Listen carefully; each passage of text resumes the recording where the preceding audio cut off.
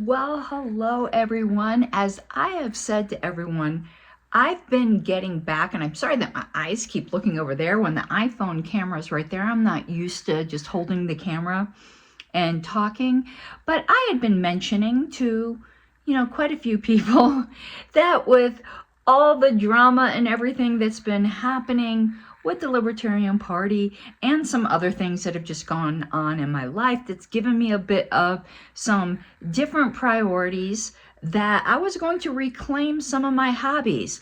And one of my hobbies before I got seriously involved with the LP was sewing. I was really into it. I had an awesome sewing room. And one of the sacrifices I got that light in the background, but here's a cool picture I found at Goodwill. One of the sacrifices was that my sewing room just became filled with LP stuff. Either actual stuff, or I was packing for a trip and that was just like the room where I laid out my luggage and all that. And, one of the reasons we got this house that we got, which I love, older, not very updated, but with a fantastic floor plan that has, oh my God, I even have to count this to myself, 4 bedrooms. I don't even think of them as bedrooms because one of them is my dedicated home office and the other one is my sewing room. Well, I spent the past month just clearing this puppy out and getting it back to the way it was. Though we have since found that some of my equipment over this period of a decade of non-use no longer works. But we'll get into that. And my sewing machine is 30-something years old now. Probably need a new one of those. A decade ago, and this would have been brand new, but right before I stopped sewing, I got a brand new baby lock serger. Hopefully that still works. I haven't tried out any of this. We only know that my really great Rowonta, like you'll see it, steam iron, doesn't work anymore, unfortunately. It was expensive for the time, but that's what happens. So I'm going to turn the camera around and you'll see the mysterious front door. Yes, we are on the 2nd floor. I'll show you. So behind me, you see some of the other bedroom doors. I'm going to have to switch this camera around, so stop the recording and I'll splice it together. Okay, here's the mysterious door. And as you can see, yes, we do have a deer head in the living room. This is looking down on the living room. That office chair is just something we bought at Goodwill that I need to bring upstairs. And yes, my iPhone camera's fuzzy. I don't know why, but we're gonna have to deal with it. And I got that great stained glass that we bought on Facebook Marketplace. But back to the mysterious room. Let's go in. We need to turn the light on. And yes, of course, it's very pink. So this is the sewing room cleared out. And it is so wondrous and fantastic. I'm going to give you the tour now. So in the middle here, we've got our spacious cutting table. And I do have a silicone cutting mat out here. A lot of this only the ladies will understand, or, there's guys into sewing too. And down here, I have it sitting on these art bin cubes, which weren't as expensive as they are now. I looked them up on Amazon. I was like, holy crap, I wouldn't be doing that today. But I think I got them all half price at Joann's. And as you can see, I'm going to kneel down here. Everyone is labeled of everything that's in it. So tailoring supplies, purse parts, tapes, bindings, elastics. And then we have our various fabrics. So I had projects planned. So for example, horse skirt pattern, that means something to me. So as you can see in this box, boy, this is an old pattern. I bought this pattern because I like the skirt. And this is the fabric. It's a little bit suede finished of these horse heads that I want to make this out of. So I put it in a box. This has probably been here 20 years. I wonder if this pattern has a date on it. Let's see. 2004, I guessed right, 20 years. That's how long this has been in this box. Boy, that was a good guess. But all of them are like that. Hold on. I'm just going to stick that on the table. So we got everything. There's mostly supplies over there. Here's the current project I'm going to work on. This is what I had stopped working on. This Sewaholic pattern that came with all the supplies of a tailored shirt that I'll work on once I refigure out how to sew, because I literally don't even know how to work my machine anymore. But let's continue. I got this old, what is this?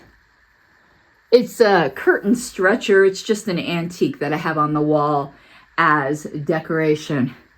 And on the closet wall, we have my sewing haiku, which says, swallow the button, spit it out the other side, greedy buttonhole. And I got that from someone named Carol Freesia. And there's my old shopping list, which I need to wipe that off. I did buy pattern weights and a small container. Let's open the closet, shall we? So in here, got my Xena costume. Got a little bit of travel stuff, my corsets, but more supplies down here. So as you can see, I've got all my buttons organized, got all my zippers organized, tracing paper, just everything, all my cone thread, more things. So everything's very organized. But what you really need to see is the other side, because this room, it's a small bedroom. You can see the size here. I guess 14 by 10. But in this side of the closet, here's my dress form that rolls in here when I'm not using it. And it can easily, let's see if I can do it with my foot, it easily rolls out when I need to use it. But until then, it just stays snug in the closet. On the side here, got a bolt of silk and some more tracing paper and more sewing supplies up here. And here's where I have my slopers all hung up. So, but when that's out of the way, it's nice and tidy. Ironing board, I want to get a vacuum ironing board. But all my scissors, pressing cloths, rulers are all neatly organized on the wall. I do have my Xena sword though. And up top, my collection of sewing books. Now, and my Xena chakram, of course. This is the Rowenta, really great steam iron. No longer works. You can see it leaked and damaged the table. I'm going to put some rubberized shelf covering on there to make it look pretty and pink. It's coming any day now. Got a bobbin winder. Of course, I have the Danish cookies tin that's filled with sewing supplies and just other stuff organized there. A lamp. We can always open the window to the backyard if we like. I don't know if we can. Yeah. So when I'm sewing during the day, got a nice view. But now it's really washing out this video. But here's my old Riccar sewing machine. This is a old cubicle desk that we found. So down here I've got some more supplies and all my marking tools. Got my old MacBook Pro here to watch videos so I could relearn how to sew. And more supplies up here. And some patterns. I gotta show you a pattern you won't be surprised that I'm going to be making. Of course I'm going to be making a Statue of Liberty costume. And just more stuff up here. I have that old spice jar thing I'm going to be keeping beads in. And down here I've got a book I want to read. My Collection of Threads magazine. A nice light. And there's the brand new Baby Lock serger. And here's the view from the other side. Now, sit down a second. Down here we have more supplies. I did jewelry making for a while. So these are mostly jewelry making supplies. They're really interesting if you've never done this. Like I've got this thing full of hoops and rings and just very little decorative stuff. Haven't done jewelry making in a while, but I do wear some jewelry that I made. Let's put that back in here. And I'm really into antique feet. Now I know that sounds gross. Feet is a sewing accessory. So here's this cool book, Learn to Sew at Your Feet.